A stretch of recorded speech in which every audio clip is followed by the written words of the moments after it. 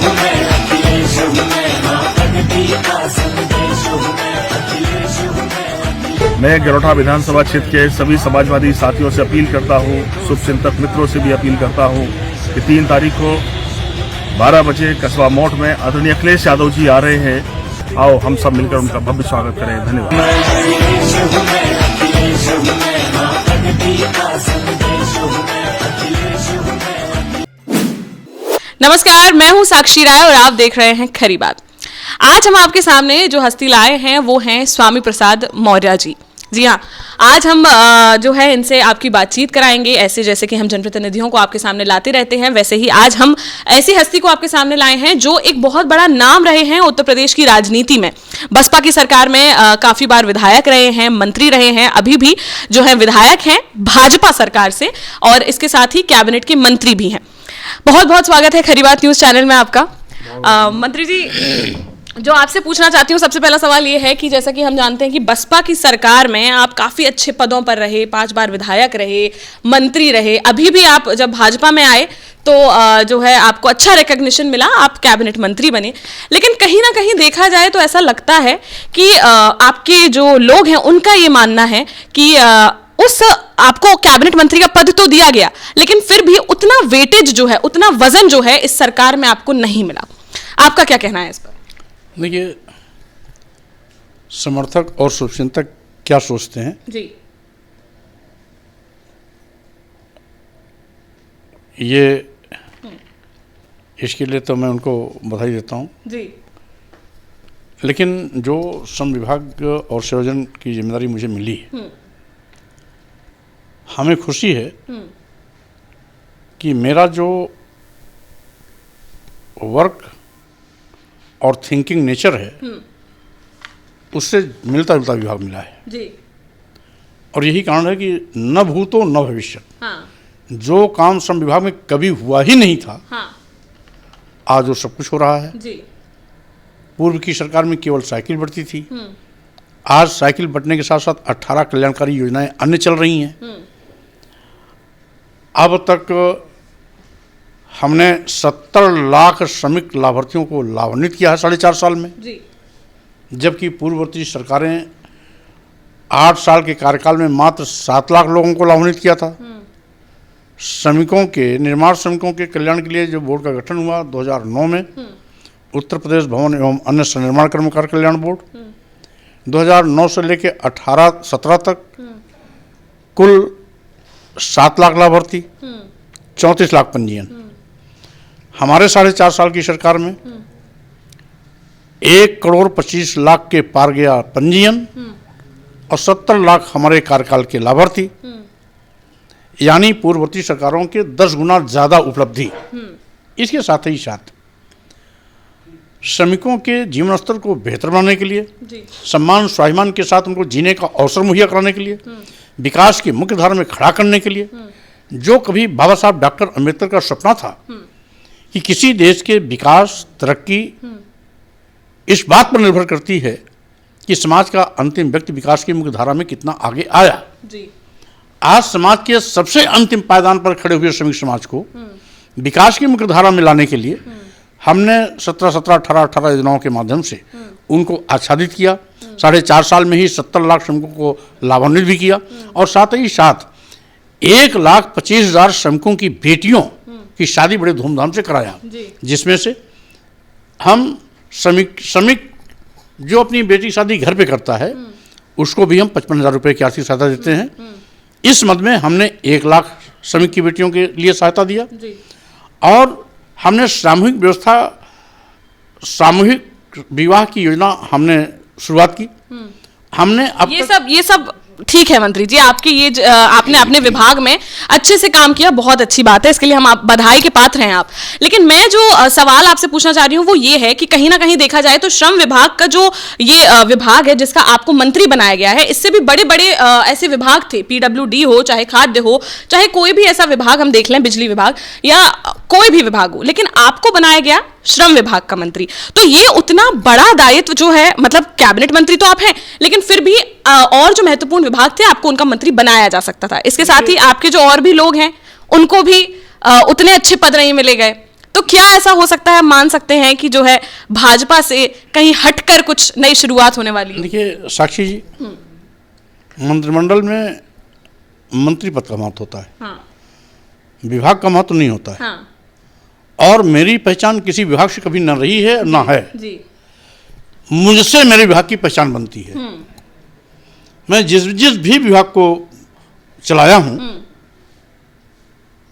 ऊंचाइयों तक उसको ले गया हूं, पूरे प्रदेश और देश में उसका नाम भी कर वही मेरा प्रश्न है कि आपको बसपा की सरकार में इतने अच्छे अच्छे, मतलब आप प्रमुख 5 नेताओं 6 नेताओं में माने जाते थे, प्रमुख मंत्रियों में माने जाते थे, लेकिन अब देखा जाए तो ऐसे अब तो भाजपा में बहुत मंत्री हैं और इसमें स्टार्टिंग से जो प्रायोरिटी लिस्ट में देखा जाए तो उतनी आपकी गिनती नहीं होती है जितनी बसपा में होती थी। देखिए, इस पर क्या कहना है आपका? अब ये तो भारतीय जनता पार्टी के लोगों से आपको पूछना चाहिए, लेकिन जहां तक रही बात, आप ही तो भारतीय जनता पार्टी जहां के तक बात रही मेरी, मैं सरकार के मंत्री की हैसियत से जी, आज श्रम सेवायोजन विभाग को हाँ, ऊंचाइयों के चरमोत्कर्ष पर पहुंचाया हूं। जी बिल्कुल पहुंचाए हैं। और साथ ही साथ जिस विभाग को कभी कोई नहीं जानता था, आज बच्चा बच्चा प्रदेश का जानता है। हाँ, और इसके अतिरिक्त ये भी है कि जो जो विभाग मुझे मिला है, मैं उस विभाग को इस ऊंचाई पे ले गया हूं कि दूसरा कभी उसको छू नहीं सकता है। श्रम विभाग को भी मैं यही ऊंचाई दिया हूं। जी, इसका दूसरा हिस्सा है सेवा योजन। हाँ, सेवा योजन के माध्यम से हम रोजगार मेले प्रत्येक जिले में लगवाते हैं, और रोजगार मेलों के माध्यम से हमने 4.5 साल के कार्यकाल में 5 लाख से ज़्यादा लोगों को निजी क्षेत्रों में नौकरी दिया है, जबकि पूर्ववर्ती सरकार अपने 5 साल में मात्र 1,83,000 लोगों को नौकरी दिया था। हमने 4.5 साल में ही 5 लाख लोगों को नौकरी दिया है। तो बात विभाग से नहीं होती है, हाँ, विभाग में क्या काम हुआ है जी, पहचान उससे होती है, गिनती उसकी होती है। हाँ, महत्व वो होता है कि मंत्री ने विभाग में किया क्या है। जी, जी, तो उसमें अगर आप देखेंगी तो कोई मेरा बराबरी नहीं कर सकता। जी। चलिए, आपका तो हम कहते हैं कि आप जो है मुख्य नामों में से एक हैं और पूरी जनता को आपसे उम्मीद रहती है, लेकिन कुछ जो नारे हैं जिनके बारे में मैं आपसे बात करना चाहती हूँ कि जिनको मुद्दा लेकर जो है भाजपा सरकार में आई थी, एक था कि जो है किसानों के लिए हम किसान की आय दोगुनी कर देंगे। आप ही के समाज की बात कर लें तो कुशवाहा समाज में सबसे ज्यादा जो है किसान होते हैं, और कुशवाहा समाज के किसानों को कितना बेनिफिट हुआ है या किसी भी किसान को कितना बेनिफिट हुआ है, आय दोगुनी हुई है या नहीं हुई है, ये सब जानते हैं। तो इस पर आपका क्या कहना है कि जो भी, चाहे वो किसान की बात कर लें, चाहे अंतिम पायदान पे इंसान के विकास की बात कर लें, वो पहुंच पाया है या नहीं पहुंच पाया है, इसके अलावा कोई भी बात कर लें, नौकरियों की बात कर लें, तो पेपर लीक पर लीक हुए जा रहे हैं। 2017 से 11 पेपर लीक हो चुके हैं। आपका क्या कहना है इस पर? देखिए, दो चीज आपने पूछी है। एक तो किसानों को लाभकारी मूल्य दिया जाना। जी, आप पूर्ववर्ती सरकारों का आप पूरा का पूरा इतिहास उठा लें, हाँ, कभी भी किसी सरकार ने निरंतर न्यूनतम समर्थन मूल्य की न घोषित किया, न क्रय केंद्रों के माध्यम से खरीद किया है। पूर्ववर्ती सरकार की तुलना में हम 5 गुना 6 गुना ज़्यादा क्रय केंद्रों के माध्यम से गेहूं और धान की खरीद भी कर रहे हैं। साथ ही साथ समय समय पर हम हर उत्पाद का न्यूनतम समर्थन मूल्य घोषित भी कर रहे हैं, लाभकारी मूल्य लाने का भी प्रयास कर रहे हैं। एक चीज। दूसरी मंत्री जी, चीज, क्रय केंद्र तो खुले ही नहीं है। ये पहली सरकार है। उत्तर प्रदेश में योगी की सरकार एक ऐसी पहली सरकार है जिसने पहली कैबिनेट में 86 लाख किसानों का कर्जा माफ किया। ये पहली सरकार है जिसने प्रधानमंत्री किसान सम्मान निधि के माध्यम से किसानों को सम्मान देना शुरू किया। ये पहली सरकार है जो निरंतर समर्थन मूल्य घोषित करके किसानों को लाभकारी मूल्य देने का प्रयास किया। ये पहली सरकार है जो किसानों को समय समय पर फसल बीमा का धनराशि, उसको ब्याज मुक्त ऋण मुहैया कराना, और साथ ही साथ उसको 1 नेशन 1 मार्केट, पूरे देश में कहीं भी अपनी सामान की बिक्री कर सकता है, उस बात को छूट दी गई है। और इसके साथ ही साथ पूर्ववर्ती सरकार की तुलना में हम 7 गुना से ज़्यादा गन्ना किसानों का भुगतान भी किए हैं। पूर्ववर्ती सरकार जहां 5 साल में 15,000 करोड़ रुपए का भुगतान की थी, वहीं पर हमारी सरकार ने 1,43,000 करोड़ रुपए का भुगतान किया है। तो अगर आप तुलना करेंगे तो कहीं कोई आज तक इस लक्ष्य को न पा सका है और न पा पाएगा वो। मंत्री जी, तुलना की ही बात पे आ जाएं, आप कह रहे हैं क्रय केंद्र खुले ही नहीं है। लोगों को मंडी में अपनी जो है फसल कम दामों में बेचनी पड़ रही है, क्योंकि उन्हें पता है कि जो गरीब किसान है वो कहीं ना कहीं क्रय केंद्र खुल भी जाएंगे तब भी अपनी फसल नहीं बेच पाएगा। 3-3 दिनों से लाइनों में लगना। जहां भी इस प्रकार की शिकायतें आ रही हैं ऐसे अधिकारियों के खिलाफ कड़ी कार्रवाई हो रही है। और दूसरा प्रश्न आपने पूछा था कि पर्चा लीक होने का। देखिए, पर्चा लीक आपने देखा होगा, बहुत इसके पहले भी कई बार पर्चे लीक हुई है। 17 से अभी तक 11 पेपर लीक हुए। आप सुनो, अभी तक कभी किसी भी पर्चा लीक करने वाले के खिलाफ कोई कार्रवाई नहीं हुई। 2 दर्जन से ज्यादा लोग जेल चले गए। कई लोग पुलिस की हिरासत में आ गए हैं। लगातार पर्चा लीक करने वालों के ऊपर कानूनी कार्रवाई निरंतर चल रही है। ये तो वो लोग मिल रहे हैं मंत्री जी जो छोटे लेवल के लोग हैं, जो पकड़े जा रहे हैं। क्या पता इसमें नहीं बड़ी लेवल के लोग जो हैं वो इन्वॉल्व हो, कहीं कोई मंत्री इन्वॉल्व हो। जब इसमें अधिकारियों में सबसे बड़ा आईएएस होता है, जब आईएएस पर कानूनी शिकंजा कसा जा रहा है और यहाँ प्रेस वाले पर कसा जा रहा है, जो पर्चा जिसको कॉन्ट्रैक्ट दिया गया था उस पर कसा जा रहा है, तो अब जो भी बड़ी मछली आएगी वही पकड़ में आ जाएगी। कोई भी बड़ी मछली होगी वो पकड़ से बाहर नहीं जाएगी। अच्छा, आपको लगता है कि बड़ी मछली भी पकड़ में आएगी? यदि अगर कोई ऐसा होता है तो वो भी कानून के तहत जरूर चढ़ेगा। जी, एक और चीज जो आपने भी हाईलाइट की थी वो ये थी कि किसान सम्मान निधि जो है वो बहुत अच्छे से मिल रही है लोगों को। चलिए ठीक है, मान लेते हैं कि मिल रही है, लेकिन 2000 रुपए क्या आपको लगता है कि जो है किसानों के लिए सफिशिएंट है? क्योंकि हमने अभी बुंदेलखंड यात्रा की तो मैं आपको थोड़ा सा बताना चाहूंगी कि सर्वे में जो है किसान ये कह रहे हैं कि जितना तो सरकार दे नहीं रही है किसान सम्मान निधि से या चाहे हम राशन से मान लें, उतना 10 गुना वापस ले रही है। चाहे वो पेट्रोल के दाम में देख लें, चाहे वो बिजली के दाम में देख लें, चाहे वो बिजली का बिल देख लें, डीजल के दाम में देख लें, तेल खाद्यान्न के मामले में देख लें। तो बिजली जो महंगाई है वो इतनी क्यों बढ़ती जा रही है कि इंसान को आप भले कितने बेनिफिट देते हैं लेकिन उन्हें कोई जरूरत नहीं है उसकी, वो कह रहे हैं मत दो हमें। आप सही कह रहे हैं। देखिए, मोदी सरकार किसी भी जनता की समस्या को बड़ी गंभीरता संज्ञान में लेती है। अभी आपने देखा, किसान काफी दिन से आंदोलित थे, जबकि किसानों के लिए कृषि बिल लाया गया था। माननीय प्रधानमंत्री जी ने किसान बिल वापस लिया। तो महंगाई में भी अभी पिछले 10 दिन पहले उन्होंने कटौती की। डीजल कम हो गया, पेट्रोल कम हो गया, भी जिस तरीके से गैस के रेट कम हो गए, लेकिन ये तो चुनाव पास में आ रहे हैं, उसके दाम घटाए जा रहे हैं। तो स्वाभाविक रूप से जो समस्याएं हैं और जो माननीय प्रधानमंत्री के संज्ञान में आती है उस पर प्रभावी कार्रवाई भी करते हैं। जो एक संवेदनशील सरकार का मकसद होना चाहिए वो मोदी सरकार कर रही है। तो ये तो जैसे जो समस्या उद्धृत कर रही हैं उन सारी समस्याओं का सरकार संज्ञान ले रही है और सरकार में भी इस बात की चर्चा होती है कि इस पर कैसे प्रभावी नियंत्रण किया जाए। और उसी क्रम में अभी किसानों के हित में किसान बिल लिया गया, जबकि वो किसानों के पक्ष में लाया गया। मुझे आपसे बात करना बहुत अच्छा लग रहा है मंत्री जी। तो एक और प्रश्न मैं ये पूछना चाहूंगी कि ये जो है, ये क्या हम ये मान सकते हैं कि चुनाव आने पर चूरन चटनी चटाना जैसे हो गया है कि डीजल के दाम कम, पेट्रोल के दाम कम, गैस के दाम कम, अब तो 2 महीने 3 महीने ही रह गए हैं इलेक्शन में।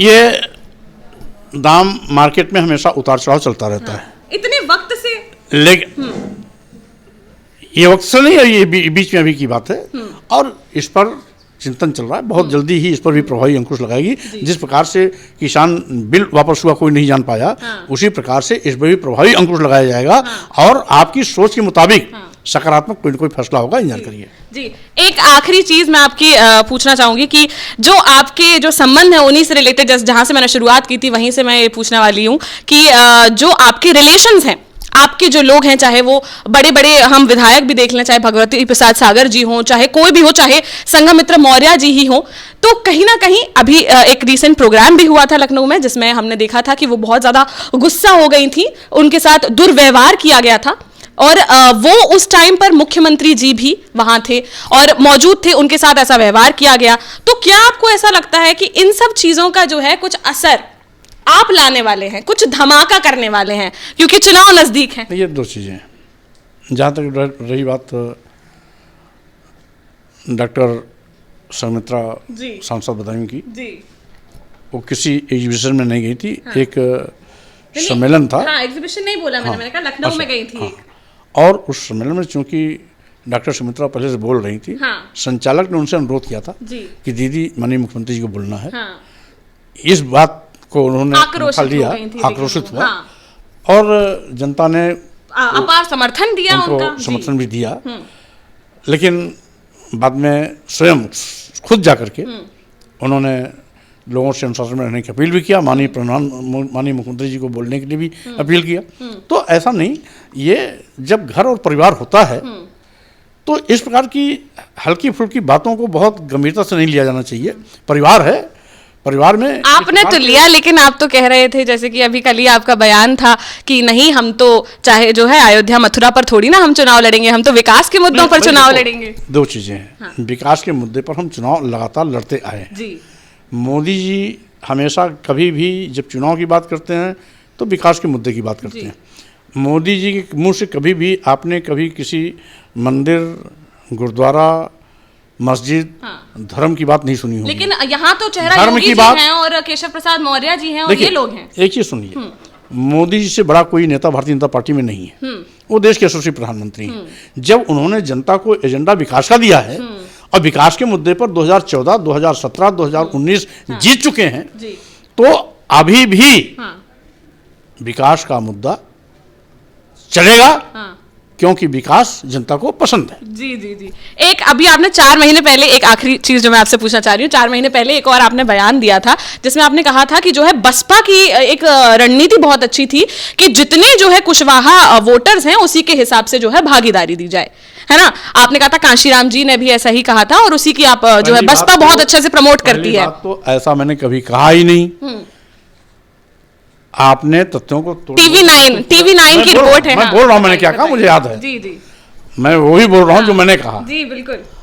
आपने जो कहा पहले उसको मैं सुधार करना चाहता हूं कि ऐसा कभी बोला ही नहीं गया। जी जी, क्या बोला था आपने? कोई बात नहीं, हो सकता है मुझसे गलती हुई हो। था और मैंने कहा था इस परिप्रेक्ष्य में कि माननीय कांशीराम जी बाबा साहब डॉक्टर अंबेडकर के मिशन को लेकर के जो सामाजिक परिवर्तन आंदोलन चलाया था और नारा दिया था, जिसकी जितनी संख्या भारी उसकी उतनी भागीदारी के मुताबिक समाज के सभी वर्ग के लोगों को उनकी संख्या के मुताबिक सत्ता शासन में हिस्सेदारी देने का उनका संकल्प था।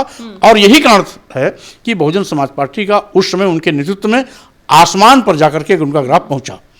लेकिन जब माननीय कांशीराम जी के बाद इसकी बागडोर बहन मायावती जी के हाथों में आई, तो माननीय बहन जी ने माननीय कांशीराम के उस फार्मूले को बदल करके इन्होंने दूसरा नारा दे दिया कि जिसकी जितनी तैयारी उसकी उतनी भागीदारी।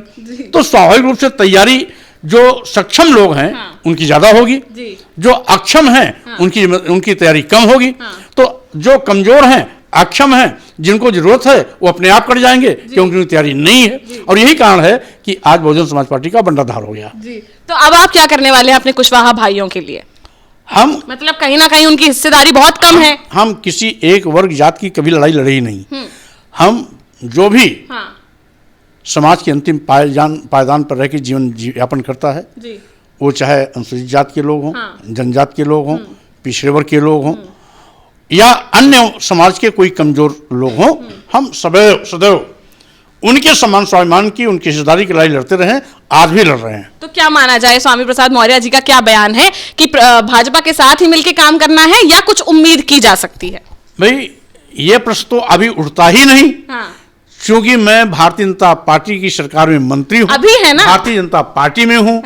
तो आपको इस प्रकार का प्रश्न तो पूछना ही नहीं चाहिए। अगर पूछना तो तब चाहिए जब कहीं किसी बात का लेकर के हम इतराज करते और 2 कदम आगे बढ़ गए होते। तो हम तो सीधे प्रश्न तो इसलिए बनता है कि संघमित्र मौर्य जी की भी बात हुई और फिर बाकी जो आपके साथी नेताओं हैं उनकी भी ये बात हुई कि वो संतुष्ट नहीं है। तो हो सकता है कहीं ना कहीं आप मन बदल सकते हैं। अब साक्षी जी का डॉक्टर संघमित्रा के साथ विशेष लगाव है, इसलिए उनके सम्मान की चिंता कर रही हूँ। बात दीगर है तो मैं तो उनके सम्मान के लिए लड़ूंगी, इसके लिए मैं शुभकामना देता हूँ। लेकिन रही बात, आज जिस तरीके से विकास के मुद्दे पर काम चल रहा है, आवश्यकता है इसको और गति देने की। जी चलिए, आज किस कार्यक्रम के लिए आए थे आप? आज श्रमिक पुत्रियों के सामूहिक विवाह एवं श्रमिक हित लाभ योजना को वितरित करने के लिए एक भव्य और बड़ा आयोजन था, जिसमें हजारों की तादाद में लोग इकट्ठे थे। आज 230 लड़कियों की सामूहिक विवाह भी हुई। 1000 से ज़्यादा लोगों की हित लाभ योजना बांटा गया और साथ ही साथ आज हजारों की तादाद में जो श्रमिकों का जनसैलाब उमड़ा, वो उनके सम्मान और स्वाभिमान का गवाह बन करके वहाँ पर दिखाई पड़ रहा था। जो उनकी खुशी दिखाई पड़ रही थी, जो उनकी बेटियों की शादी के समय वहाँ पर एक हंसी खुशी का माहौल था। मजदूरों की बेटियों के हाथ पीले हजारों लोगों की भीड़ में हो रही थी। भव्य दिव्य पंडाल में हो रहा था। ऐसा पंडाल जहाँ हजारों हजार लोग भोजन कर रहे थे। तो स्वाभाविक रूप से समाज के अंतिम व्यक्ति की बेटी की शादी इस धूमधाम से हो, जिसको उसने कभी सपने में नहीं सोचा था, स्वाभाविक रूप से उस खुशी के माहौल में हम हिस्सेदार बनने आए थे। चलिए, बहुत बहुत धन्यवाद करते हैं हम स्वामी प्रसाद मौर्य जी, कैबिनेट मंत्री, एवं मनोहर लाल पंत जी जो कि राज्य मंत्री हैं, उनका भी, ताकि कि वो हमारे साथ खरी बात के इस प्रोग्राम में शामिल हुए। बहुत बहुत धन्यवाद। ऐसे ही किसी और जनप्रतिनिधि को आपके सामने लाते रहेंगे। देखते रहिए खरी बात साक्षी राय के साथ। नमस्कार। ब्राइडल और side makeup, lehenga, bridal services like facial, manicure, pedicure, hair services के लिए आज ही आइए झांसी के number 1 makeover salon by Chandresh, जहां mister Chandresh and missus Muskan करेंगी आपका perfect makeup for the occasion. तो आइए, makeover salon by Chandresh, civil lines, Jhansi.